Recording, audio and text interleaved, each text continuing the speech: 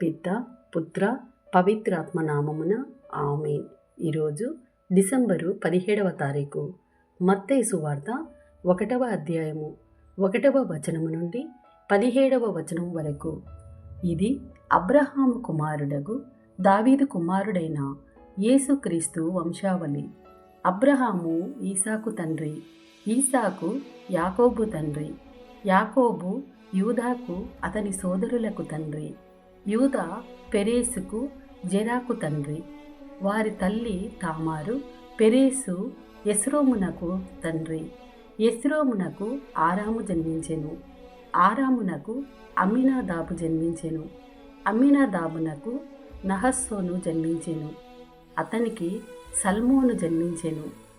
రాహాబు వలన సల్మోనునకు బోవాజు జన్మించెను, రూతు వలన బోవాజునకు ఓబేదు జన్మించెను, ఓబేదునకు ఇషాయి జన్మించెను, ఇషాయికి దావీదు రాజు జన్మించెను.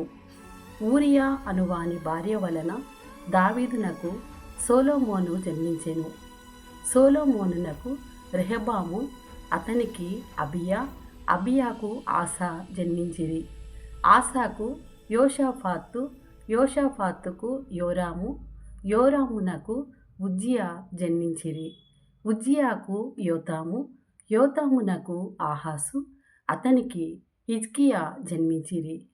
హిజ్కియా కుమారుడగు మనష్షే, అతనికి ఆమోను, ఆమోనునకు యోషియా జన్మించిరి.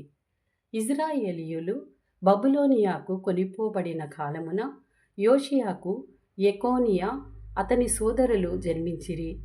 బబులోనియాకు కొనిపోబడిన పిదప యెకోనియాకు షయల్తీయేలు, అతనికి సెరుబ్బాబేలు జన్మించిరి.